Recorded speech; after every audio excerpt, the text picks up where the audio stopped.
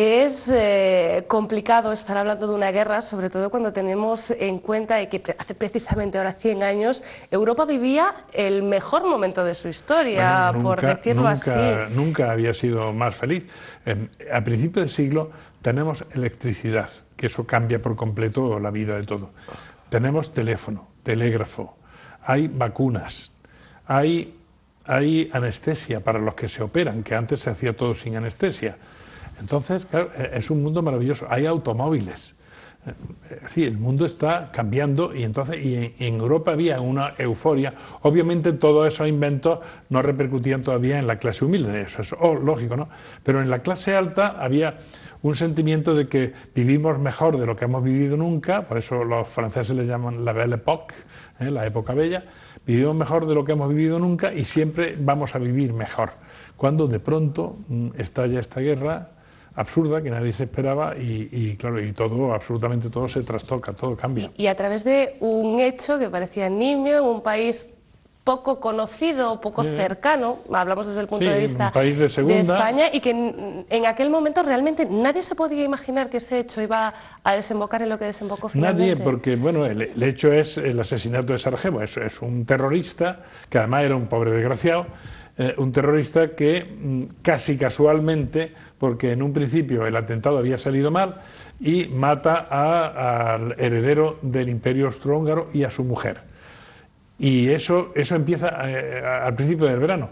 Y después la cosa se complica y al mes ya está, medio mundo está en guerra debido a ese hecho fortuito.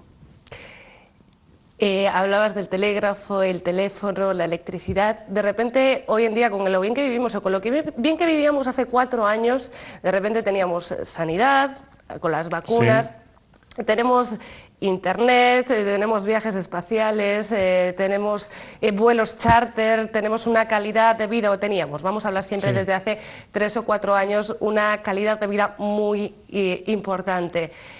Han estallado muchos conflictos, igual no directamente en España, sino a lo largo del mundo. Tú lo decías, muchos de ellos son todavía una continuidad de lo que ocurría en la Primera Guerra Mundial, pero ¿puede ser que los humanos no nos acostumbremos con nuestra suerte y tengamos que buscar la desgracia cuando llega? Hay una constante desde que empieza la historia, ¿no?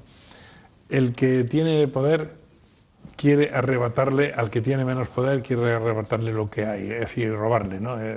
La historia es una historia económica y siempre ocurre así, ¿no? Es decir que, y no siempre avanzan los pueblos, a veces retroceden también, cosa que siempre pensamos que todo es avance, que todo va a ir a mejor. No, las cosas también pueden ir a peor, como estamos viendo ahora a consecuencia de la crisis, ¿no? Estábamos todos muy contentos, todo iba muy bien y de pronto ahora hay un montón de parados que se las están viendo canutas para alimentar la familia, ¿no? La historia tiene esos altos y esos bajos y por eso conviene siempre estudiarla, para aprender de ella y para no cometer los mismos errores, pero me temo que siempre la humanidad parece que está destinada a repetir errores. Y los cometemos, ¿no? Sí, sin duda, cada día. Sí.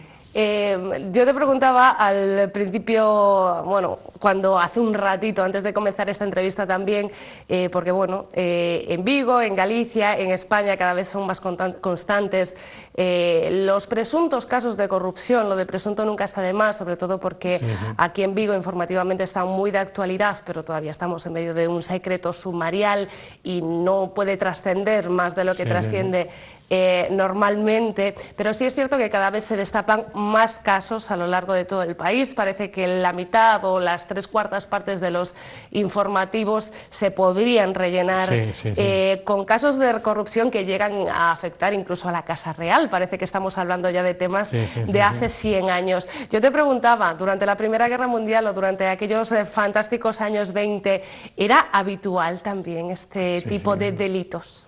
La corrupción ha existido siempre. Lo que ocurre es que cuando un país se desarrolla, o cuando una democracia se desarrolla, porque desde luego si no hay democracia, la corrupción está institucionalizada y no hace falta ni disimularla, ¿no? Pero en las democracias la corrupción se desarrolla, pero ha existido siempre. Lo que pasa es que en las democracias más avanzadas, el corrupto resulta castigado. Y en las democracias de chicha y nabo, como es la nuestra, no están avanzadas ni están consolidadas, pues el corrupto escapa pues, con muy poca cosa, ¿no? A un desgraciado que roba 2 gallinas, estoy exagerando obviamente, le puede caer 1 año de cárcel, pero si un banquero roba 2.000 millones de pesetas, pues a lo mejor ni siquiera pisa la cárcel. No exageras tanto, ¿no? Entonces, pues, ¿qué es lo que esto nos demuestra? Que nos queda mucho camino por recorrer.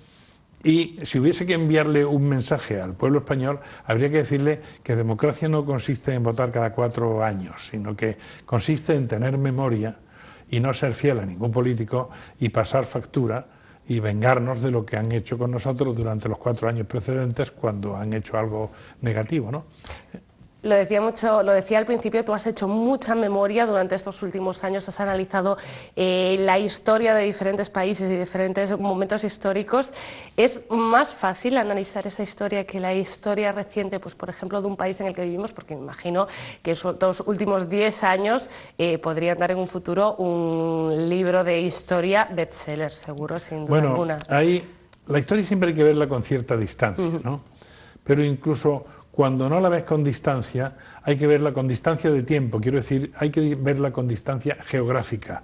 Yo he vivido años en Inglaterra y entonces he contemplado a lo mejor España también con la cierta distancia con que el inmigrante la puede. Muchos emigrantes que me están oyendo saben perfectamente que uno realmente se entera de lo que es España cuando está fuera un tiempo, ¿no? Pero estando dentro no te enteras tanto.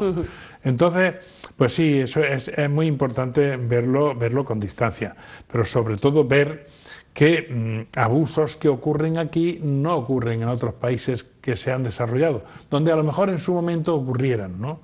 Y por eso digo que nosotros nos queda camino por recorrer y el que se siente satisfecho porque cree que está en el mejor de los mundos, pues está muy equivocado. Tú que sabes mucho de historia, esos países que llevan con una democracia muchos más años que nosotros y que está más instalada, ¿cuánto tiempo necesitaron de margen? Quiero decir, ¿cuánto tiempo nos queda? Bueno, ahí nosotros tenemos... Para conservarla y, sí, y hacernos... Nosotros tenemos 40 años de pseudo-democracia, que realmente democracia nunca ha sido, porque eso que llaman transición fue una transacción, empezando por ahí, ¿no? Sí. Y evidentemente pues habría que cambiar muchas cosas. En un país civilizado del extranjero no se comprende que una persona que se ha dedicado solo a la política, que nunca se ha tenido que ganar la vida, digamos, en otro oficio, pueda llegar a un alto cargo en la política. Aquí hay pipiolos que entran en los partidos con 17 años y ya tienen toda la carrera por delante sin saber idioma, sin saber nada de nada y sin nunca haber tenido una nómina ni haber trabajado en algo decente, ¿no? Por ejemplo. Aunque lo pongan en el currículum, o cuando cogen, exactamente, bueno, lo mienten. O cuando cogen a alguien en un renuncio que está robando algo, pues lo normal es meterlo en la cárcel o por lo menos que pierda el puesto. Pero aquí no dimite nadie nunca, jamás, ¿no? Todo el mundo se atornilla a la silla y eso solo pasa aquí, no pasa en países, digamos, más civilizados. Sí, es cierto que por muchas menos Estas son las cosas que hay que exigir, claro. Claro, y se exigen. El problema es que cuando te toca a ti, eso mismo que exigiste para otro partido, de repente parece que siempre hay alguna excusa posible. No hay que ser fieles a los partidos, hay que ser fieles solo a las ideas. Actualidad, historia, pero también novela. Nosotros, o bueno, yo personalmente, que soy una asidua a los Premios Planeta, editorial con la que vuelves a publicar, te conocía o conocía tu nombre cuando eras Premio Planeta, por una novela, que no por una novela histórica. ¿Qué prefieres? ¿En qué punto te ves más cómodo? Bueno, realmente me veo cómodo, a mí me gusta escribir y sobre todo me gusta aprender. Entonces me veo cómodo en las dos cosas. Ya he llegado a una especie de tratado o entente conmigo mismo y entonces ahora escribo libros de historia, pero que parezcan novelas, que se lean con novelas, como si fueran novelas, ¿no? Eso es lo que ahora intento hacer, ¿no? Pero en cualquier caso siempre me siento cómodo escribiendo o leyendo. Doy fe porque llevo con este libro muy poquitos días, pero puedo decir que estoy ya casi llegando al final porque se lee de la misma manera que leerías una novela seguramente, porque también la historia de esos personajes reales que habitaban en nuestro planeta hace ya 100 años da mucho más que para cualquier personaje ficticio. Juan, muchísimas gracias, esperamos en tu próximo trabajo y esperamos una próxima visita a Vigo, que ya verás, seguramente va a ser una ciudad también que te enganche. Ha sido un placer, me engancha siempre. Gracias. Y a ustedes, como siempre, gracias por estar ahí. Nos vamos a ir con Woiza porque presenta este viernes 21 de febrero en La Iguana un gran concierto donde seguro la van a ver ustedes estupendas. Ven en mis manos 2 entradas de Woiza precisamente para este viernes. Vamos a hacer una cosa, porque estoy segura que va a ser un concierto que va a merecer la pena. Les voy a recordar el correo electrónico platoabierto@localiavigo.com y envíenme sus datos personales y su número de teléfono de contacto y vamos a regalar estas 2 entradas. Antes de mañana al mediodía tenemos que tener este número de teléfono y ese correo electrónico a platoabierto@localiavigo.com para que ustedes se hagan con una de estas 2 entradas y poder acudir al concierto. Para el resto, para los que no puedan entrar dentro de este sorteo o no sean los agraciados, la cita es el viernes en La Iguana a las 10:30 de la noche. Nos vamos con ella. Un beso.